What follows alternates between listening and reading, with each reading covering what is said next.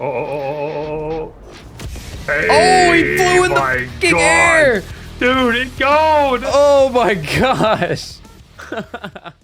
I genuinely can't remember the last time I was excited for a video game, and when said game came out, it exceeded my expectations. Starfield ended up not being able to capture that old Bethesda magic. Lightfall for Destiny 2 felt like a completely new low point for the franchise, and Diablo 4 was just, well, it wasn't what I wanted. Helldivers 2, on the other hand, has been a game I've been looking forward to since around the day that it was announced, as I'm a very big fan of challenging PvE video games, and Helldivers 1 was the definition of that, and I loved that game. I only imagined how cool a sequel could be once they announced it was going to be in the third person this time, and what I imagined only scratched the surface for how good Helldivers 2 actually ended up. So, for those that don't know how Helldivers 2 works, let me give you a brief explanation. Helldivers 2 is an extraction shooter. No, not that one. The kind of extraction shooter where you drop into a planet that's procedurally generated with a random assortment of objectives, and after completing said objectives, extract from the mission with things you found, such as samples used for upgrades, medals for progression, and super credits, which we'll talk about later. The incentive is to make it out of the mission alive with as many resources gathered and objectives completed as possible, as that way you'll receive the most XP and rewards to earn more firepower to use in future missions. Now, these missions take place within a galactic war which is ongoing at all times, and every single mission completed by every single person in the game contributes to said war. You have the Terminated Galactic War, which is against the bug enemies, which are most similar to the Starship Troopers franchise, as well as the Automaton Galactic War, which has the player facing a robotic faction which will use turrets, mines, weapons, mech walkers, and tanks to their advantage.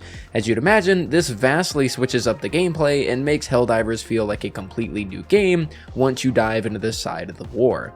Helldivers also prides itself on being a very difficult video game, with 9 total difficulty options for players to embark on for each operation, which is something I absolutely adore because challenging PvE has always been my favorite type of game. Anyways, all of this battling culminates in the player being able to progress through the Warbond system, which is essentially a battle pass and serves as the main progression of the game, with new Warbonds being released on the second Thursday of every month to ensure constant new armor, weapons, and cosmetics for the players to earn.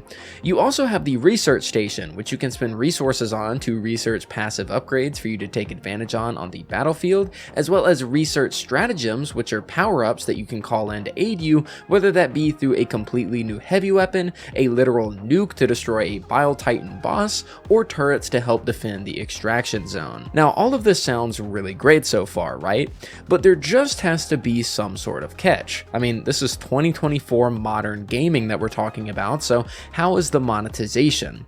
Well, starting off, Helldivers is only a $40 purchase, putting it below the usual $60 AAA games, or most recently, the $70. So that's great right off the bat, but what about microtransactions? There has to be some sort of catch. Well, Helldivers 2 features a premium currency known as super credits that you can buy with real-world money. What can you get with these super credits? Well, you can purchase items from the super store that rotates every few days, and you can buy the new Warbond that comes out each month. And I've heard many people scream pay to win at this aspect of the game, and it truly has me scratching my head on whether or not these people are just saying things to put Helldivers down because of some kind of console war, or they're genuinely stupid. Helldivers, unlike most every other game on the market, allows you to earn premium currency by simply playing the game how you normally would play. There is no limit to how many super credits you can get per day, there is no limit to how many you might come across in points of interest in a mission, and there is no limit to how many you can earn in total across all of your playtime. To give you an idea of how much you can earn by simply playing the game, by progressing the first Warbond in the game, which is completely free, and by playing missions with friends, not only do I have enough super credits to buy the next Warbond that's currently in the game, but I also have bought a complete armor set from the Superstore as well and still have enough left over to purchase that war bond.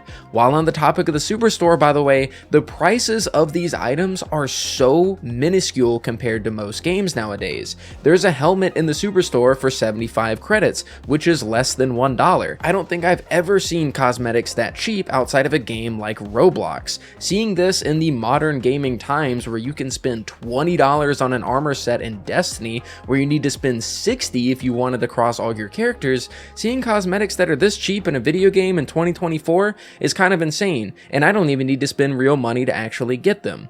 This game showers you in super credits if you play through the side objectives on each mission, which you should be doing anyways so you can get extra resources to research stuff on your ship and so you can progress through the war bonds. And my current high of super credits in one mission is 60, as you get 10 credits per pickup. People who are spreading a narrative that you have to pay money to progress or unlock future items in the store or through war bonds are blatantly lying or grossly misinformed. The reason I'm so annoyed by this is because there are genuinely games with absolute horrible and predatory monetization practices that could be getting this criticism. But when Helldivers comes into the fray as a $40 game that allows you to never have to spend a dime for cosmetics or the battle pass, people get up in arms about it.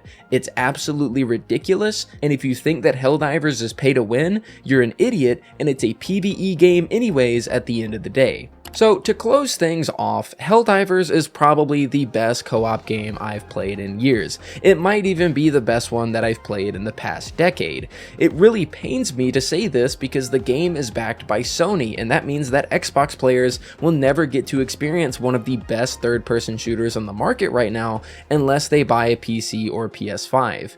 But I feel as though as time goes on, people are going to continue trending towards PC gaming anyways, as the reason to own a console is becoming less and less significant. So one day I hope more players get to play this one. It already has shattered records as being the most popular Sony game to ever come to PC, and with free updates and tons of post-launch support promised by the devs, I could see it staying on top. The game at the end of the day is a live service, but it genuinely feels like it doesn't need anything else added to it to make it worth the $40 purchase, and that's another reason as to why I think Helldivers is so great. Now I am going to talk about some negatives, and I wanted to save it towards the end of the video because most of these negatives aren't really going to matter, but currently as Helldivers is right now, a few days after launch, there are of course issues. There are bugs, there are some server issues, some matchmaking issues and stuff like that, and I did want to put that into my review to just be as transparent as possible because the game isn't perfect. If you thought that the game is perfect from the review up until this point, it isn't. It still has its issues, but most of those issues, if not all of them, are issues that will probably be resolved if you're watching this video a month from now.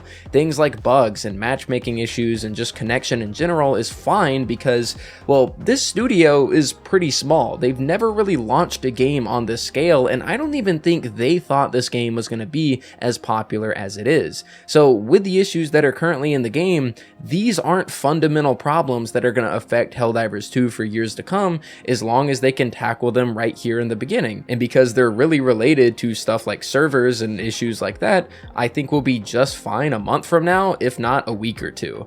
So anyways, ladies and gentlemen, thank you for watching the rare demonjoefrance video. I never imagined myself making a video like this on the main channel, but it's been a long while since I've been this passionate about a new video game, and I hope you all enjoyed. Thank you guys so much for watching. No, I'm not quitting Destiny 2, and I'll see you guys next time.